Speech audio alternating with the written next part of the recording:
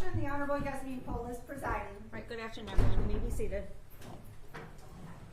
Calling People versus Timothy Daugherty, case number 2024-291-275-FH. Good afternoon, Your Honor. Sarah Green appearing on behalf of the people. Good afternoon. And good afternoon, Your Honor. Alex Giuliani appearing on behalf of Timothy Daugherty, who stands to my right. All right, sir, tell me your name. Timothy Allen Daugherty. All right, date and time for sentencing. The court has received the sentencing memoranda by both parties. Any additions, deletions, or corrections to the PSI from the defense? Yes, Your Honor. Go ahead. Just a couple minor corrections and a couple additions. So on the CFJ 284, page 16, the area of study under college, it says economics. It should say finance. Your Honor, I will say there's a limited things of what we can put in there, but I will try to make that. Isn't it the same? I just figured. Yeah, that's not, I'd bring we that. won't make that change. What else? Okay, as well as his physical health. Under his physical health, there are, before he was remanded, there are some prostate issues. He was seeing our urologist for care. So for MDOC purposes, I feel we should add that in just in case there's issues or testing. What is it exactly, Ms. Giuliani? Under the health. No, what is the additional health concern? Prostate issues? Oh, wait, we'll add that. Is there a diagnosis, or? I don't know that we Okay. got there yet. I don't know that he got there yet. This happened right before he was remanded. Okay. All right, we'll add that. Thank you. And then just under the evaluation and plan, it is CFJ 284, page 1. There's just a minor correction that it says was making $75 per hour in the third paragraph. Okay. It should say $15 per hour. All right, we'll make that change. Other than that, Judge, it's all for. I think that was from the Olympia parking part-time, June 24 to October 24. It says 75. Was that supposed to be 15? Correct. Your Honor. Okay, all right, we'll make that change. All right, and then I know there's argument regarding OVs, so whoever wants to start with that. Your Honor, I'll like to start. Okay. So for OV4, Your Honor, I do have an objection. The psychological injury to a victim. I am suggesting that the court consider that be scored at 0 points. It is serious psychological injury requiring professional treatment occurred to a victim. Your Honor, throughout the whole entire duration of this case, there was never any mention of any anxiety, trauma, or therapy that was needed.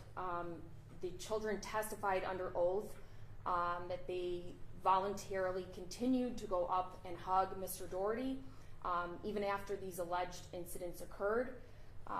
The children did not exhibit any signs of trauma, nor did they display any characteristics of someone who was in fear. I understand that the PSI states there's a victim impact statement stating that specifically JS was afraid to go to school every day, and I believe that the testimony spoke for itself in that she continued to go up and hug Mr. Daugherty. But doesn't that even make it even more psychologically damaging? The child didn't realize the potential of what was occurring to them and the seriousness of what was happening, that they continued to go up to their predator and hug them, and then that person then they at some point learn how terrible what is happening to them is happening. Doesn't that go more towards the fact that they're probably going to need therapy based on that? And Your Honor, I respect that, but there was never any mention. There was never any documentation provided that this trauma was that they're seeking therapy, and I just would submit that a written victim impact statement could be fabricated versus in-person court testimony. Okay. All right, what's the people's position? Thank you. Your Honor, for Just children. to OV4. Thank you. Understanding what happened to children is an evolving process, and not only understanding what happened to their bodies, but then having to grapple with the effects of coming to a court of law and testifying before 12 jurors. It is really the most intimidating of settings. What you have in front of you is evidence in the PSI that ES is currently in therapy and that she struggles with fear, anxiety, shame, low self-esteem, and a sense of broken trust. II is also currently in therapy, and she has indicated that she does not feel safe, has emotional outbursts, and began pulling her hair out. And then finally, JS indicated that she gets angry, frustrated, and fearful. Her grades have suffered, and that she wakes up with nightmares. I know that the parents of at least JS are here today, and they will allocute for the court, and potentially also the parents or the mother of ES. But I believe that OV4 is appropriately scored in this case, and we ask that you assess OV4. Thank you. All right, court referring to the guidelines says that the points are scored if the victims suffer serious psychological injury, which may require professional treatment. The fact that treatment has not been sought is not conclusive. The court did witness the victim's testimony in the trial and the egregiousness of the defendant's behavior. I can't find a situation, not only that the fact that these kids are seeking treatment, that at some point in their life they would not need to seek treatment based on all the trauma that has happened. It's not fathomable that we're even arguing OV4 on criminal sexual conduct regarding children at a middle school. Therefore, the defense's request is denied. All right, what's next? Your Honor, I also would object to the scoring of OV10, 15 points. I believe that OV10 should be scored at 10 points because 15 points are only appropriate if the defendant engaged in predatory conduct, which is defined as pre-offense conduct directed at a victim for the primary purpose of victimization. Predatory conduct requires more than just an opportunity. Mr. Daugherty was in proximity to children, yes, because of his employment, but not because he selected them for predation. Being around children as a substitute teacher is not inherently predatory. I submit that there was no evidence that showed Mr. Daugherty engaging in acts like lying in wait, grooming, or target selection as required by the Cannon case. The alleged incidents happened in plain view in the school environment. This was not a situation where anybody testified that he pulled them into a separate room or pulled them into a closet. This was all out in the open in front of other children and sometimes their teacher.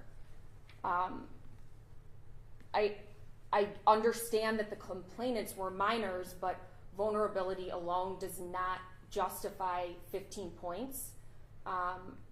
Cannon clearly distinguishes between general vulnerability and pre-offense targeting for exploitation. I believe that a scoring of 10 is more appropriate as the facts of this case that Mr. Daugherty abused a position of authority as a teacher. So we are asking that you score OV10 as 10 points. Okay, what's the people's position? Your Honor, the people's position is that the department has appropriately scored this at 15 points for offense variable 10. These were purposeful pre-offense actions by the defendant. In the defendant's sentencing memorandum, defendant analogizes that this situation was like a lion waiting at a watering hole for an antelope, arguing that the defendant's actions here weren't predatory because the defendant happened to be in an elementary school waiting for a child to appear. Every man does not need to be a substitute teacher at an elementary school. This is a situation that he absolutely sought out, and he chose that employment. And not only that, but defendant Daugherty initiated innocuous touches and hugs that then turned into sexual contact with his students, and that happened on a repeated basis. So because he chose to work there, he chose to put himself around children in an elementary school. These children were all under the age of 10 and under. We believe that 15 points is the appropriate scoring. Court agrees. OV10 is properly scored at 15. What's next? Your Honor, I have no other objections to The the OVs? guidelines, yes. Okay, what about people?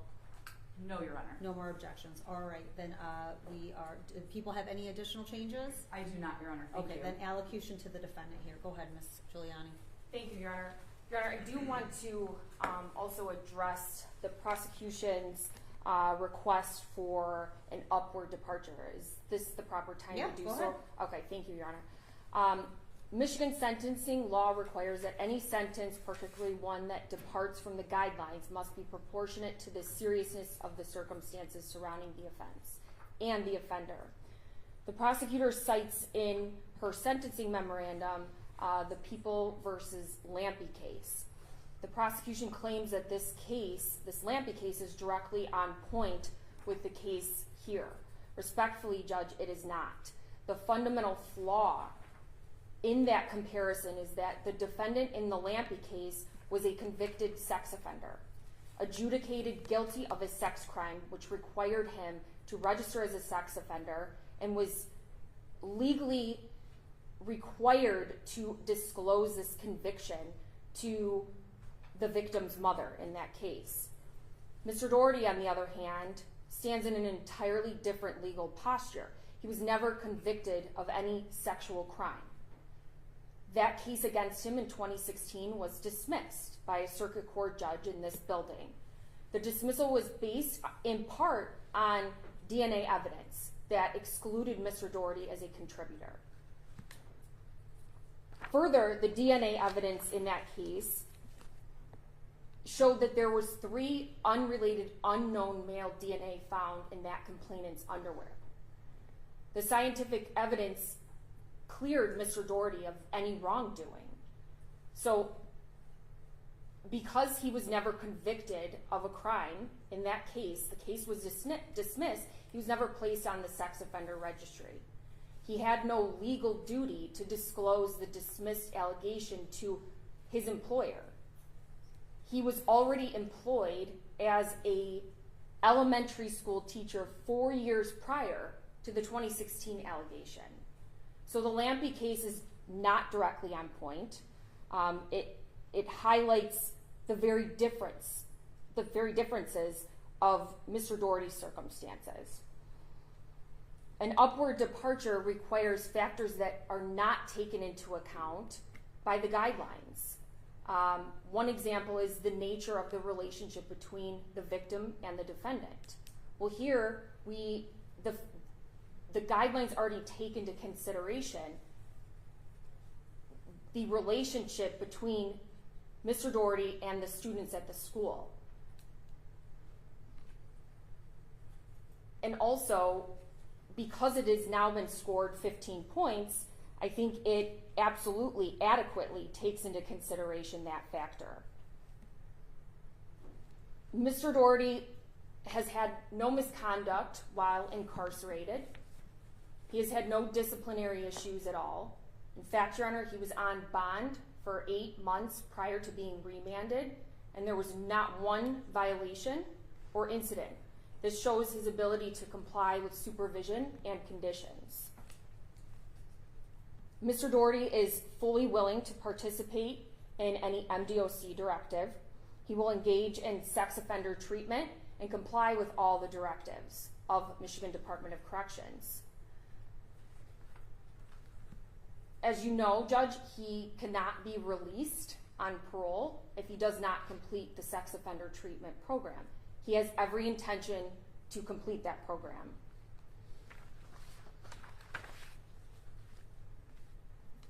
Your Honor, I also want to talk about some positives here. I think I have a right to talk about positives here. That he is 61 years old and has a lack of prior criminal history. Just hang on 1 second, because I'm having a hard time hearing you.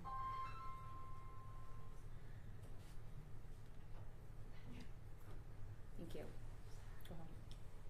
He served our country and was honorably discharged. He raised 2 daughters who are in this courtroom today, and he has been married to his wife for over 30 years. Mr. Daugherty and I have had many discussions over the last 14 months, and he has expressed sincere devastation over what has occurred. I want to reiterate, Your Honor, that Mr. Daugherty was working as an elementary school teacher for 12 years. And over that span of 12 years, he was in contact with over 1,000 children. Nobody from any other school came forward. There were no other allegations from any other school. He never made any threats. There was never any victim asportation. There was no secrecy, and he fully cooperated with the investigation. Like I said, he has a supportive and loving family who are here and will continue to support him. So I'm asking, Your Honor, to sentence Mr. Daugherty to the low end of the sentencing guidelines at 36 months. Thank you. All right, thank you, Ms. Giuliani. Ms. Green? Thank you. Your Honor, would you like me to allocute before the victims make their statements? However you prefer. I can do that, and then I'll call them up. Okay. Your Honor, in his sentencing memorandum, the defendant told you that he offered to plead guilty in this case to lesser crimes and argues that that should be mitigating in this case. That he would suggest his own benevolence in agreeing and offering to plead guilty to lesser crimes than he committed is an affront to all of the children and all of the people who came before you and testified.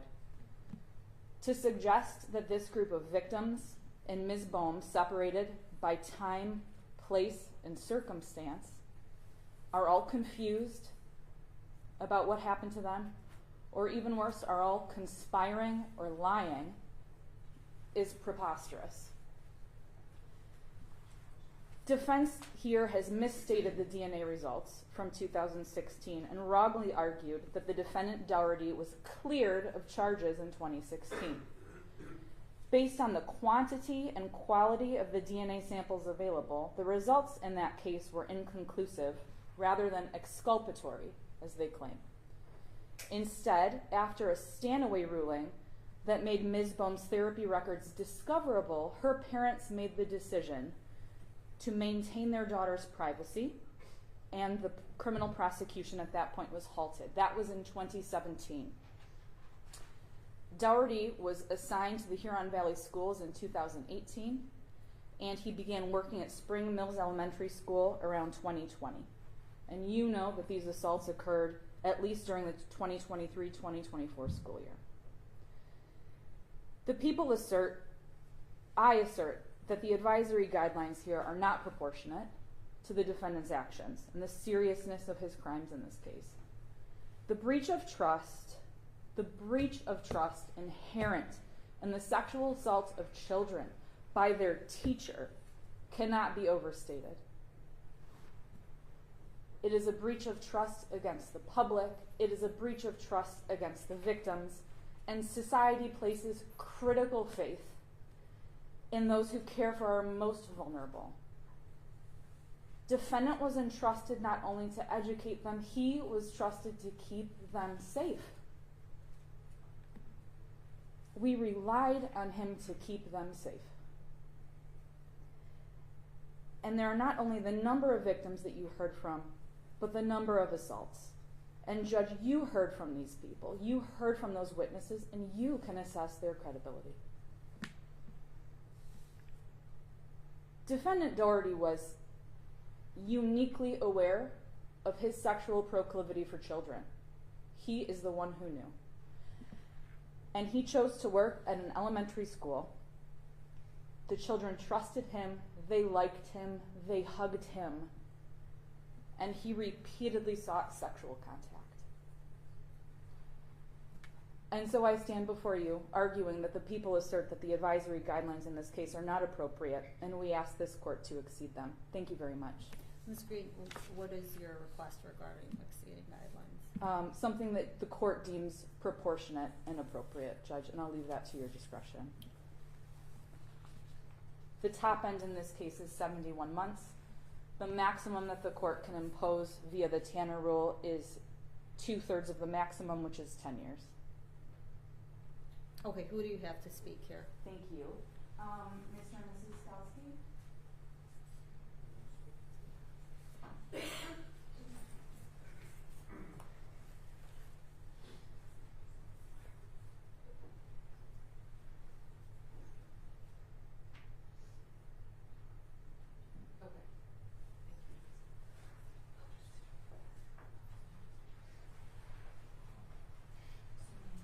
State your name for the judge and then take your time and then read your statement. Hi, good afternoon. Hi, how Tell are me you? your name. My name's Erica Skowski. Okay, what would you like the court to know? Basically how the whole family's been affected.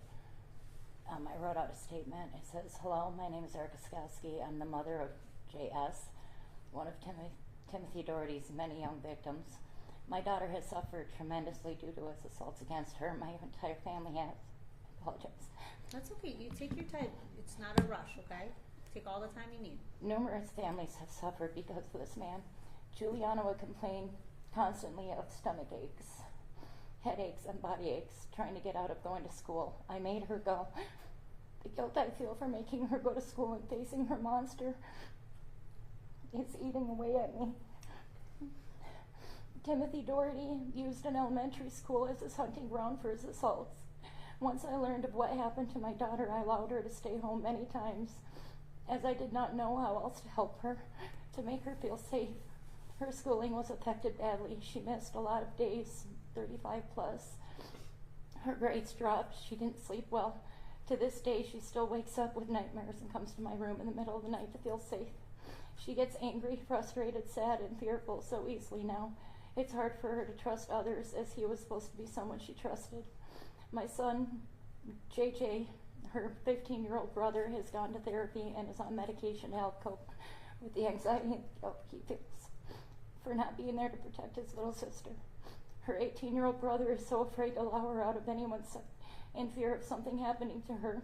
I'm afraid to let her go play on her own, to go to the school playground that is right outside her home. We look out our window and go into our backyard and get a daily reminder of what happened to her and so many other children there because of him. So many families have changed forever, some brought closer, some torn apart. Friendships have been formed through the trauma the children have endured for so long, and friendships have been broken. I ask the court for the maximum sentence with no chance of parole due to the lifetime of trauma so many children have gone through. The actions of Timothy Daugherty will be with all of us forever. Our trust in so many will forever be broken. Our fear will forever be with us all. Our anger will linger on. Our guilt of not being able to protect so many children, including our own, will haunt us. I do believe that he will do this again to other children if given a chance. Thank you for your time. All right, thank you for your statement. Are you gonna come?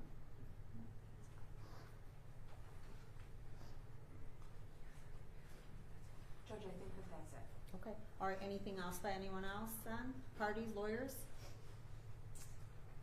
No, Your Honor. All right, Mr. Daugherty, go ahead and stand up. This is your opportunity to make a statement to the court. Anything that you'd like to say before your sentence? Yes, Your Honor. I'd like to say I'm sorry for the situation that's involved with these children and all the families that are involved. Being the adult in this situation, I take responsibility, become a better person, and my approach to the children were never for harm, but being the adult, I should have realized that some of the things that may have happened. So I take responsibility for that, and I go from there. All right, so I don't really hear you taking responsibility. I hear you Right. saying that I'm the adult here, so I guess I gotta take the fall No, for this thing. I get to talk now. You had Okay. your opportunity. Yes, ma'am. All right? Yes. You done? Yes. All right. So I sat here through your trial, and I heard all of the witnesses testify. And I can make my own independent assessment as to whether or not I find that their witnesses are credible. And of course, I make a motion, your lawyer made a motion for directed verdict, and had I found that they weren't credible, I could have said, yeah, you're right, all of this, none of this should be here. But I said, no, it's a question of fact for the fact finder. They're gonna make a decision. And then the 12 people went back, and they made a decision that you sexually assaulted all of these children. So now you're a convicted sex offender. So the fact that you stand here and say that, oh, I'm taking responsibility for it. I'm sorry they misinterpreted it. No one misinterpreted it. We all know what you did now because we heard them testify, and 12 of your peers found you guilty of it. So there should be no more confusion moving forward. Those children all testified truthfully and honestly that you put them in positions of sexually assaulting them, touching their body. They're children and you're the teacher. It's everybody's worst nightmare. You put these parents in a difficult position. You have their children being sexually assaulted. You have the mother just standing here talking about how her daughter didn't want to go to school to not face you, and she sent her to be sexually assaulted by you. And although the prosecution had their 768 witness who came in, she was really credible. She was very credible because she could articulate much better than the younger children. And she remembered exactly what happened at that daughter's sleepover. And although you're not convicted of that, I know your lawyer's got a defense to it. We're not retrying that case. But I am certain that what she said happened. So you knew exactly what you were going to do in that school, and you took advantage of those kids without even being worried that someone else was going to notice it. And you did it in the sneakiest, slimiest way possible. You touched them when they were sitting on your lap. How disgusting is that? How disgusting are you as you stand before this court? It's the sentence of the court. It's the docket 2024-291-275-FH. We've got 6 counts of criminal sexual conduct, person under 13, with guideline range here stemming from 36 to 71. The court's not satisfied that the guidelines can anticipate this situation. Our legislator has said that criminal sexual conduct second degree has a penalty of 15 years, and that's touching of minor children under 13 with a defendant older than 17 years of age. I don't know if anybody anticipates that the person that they're anticipating committing such a crime is somebody that is put into our school districts as a teacher who has complete control and authority against these minor children. I've never seen an OV that certainly could account for that. The predatory conduct on OV 10 scored at 15 points doesn't even touch the dishonesty and demented behavior that occurred here. So therefore the court does not find that the offense variable 10 is even properly scored at 15, that there should be higher guideline ranges associated with a school teacher and minor children at elementary school. In addition, the defendant continued to groom these children, and the court does agree that although you knew that there was a prior conduct with a minor child, that you did not disclose that. I promise you, every single one of those teachers who got up and testified and said they thought you were a nice person didn't know that someone had originally made a complaint regarding you, and that you were actually facing a felony criminal sexual conduct charge. And you put yourself in a position to be around these children. That was your choice, nobody else's. You could have taken yourself out of it. And I read the letters from your wife and your daughters, and I feel terrible for your family and what you've done to your family, because they don't see you as the same person that this other side of the room sees you as. All right? You didn't take advantage of them or hurt them, at least as far as I know. But certainly you did what you could when you had the opportunity to. Your conduct was certainly predatory in nature, and that you did breach the public trust. Therefore, it's the sentence of the court as to all 6 counts. It's 10 years to 15 years in the Michigan Department of Corrections. You'll get your 58 days of credit. DNA cost is $60, state cost is $408.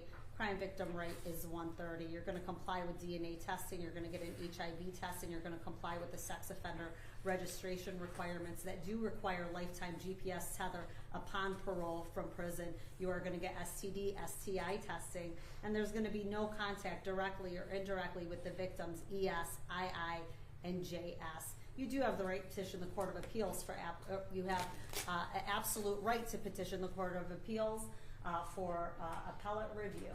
And you have 42 days to make a request for counsel. Ms. Giuliani, does your client have his appellate rights? Yes, Your Honor, and it's already filled out, so can the record reflect I'm turning it in? Absolutely, the record will reflect that it's being turned in. And Anything else from anyone? Excuse me, lifetime GPS tether upon parole. I said that. You did. Yeah. I apologize. That's okay. Your Honor, and all counts are concurrent to each other. Oh, 1 through 6 run concurrent with one another. Thank you, Your Honor. May I Anything approach? else? You may approach. No, thank you. All right, we're all set. All rise.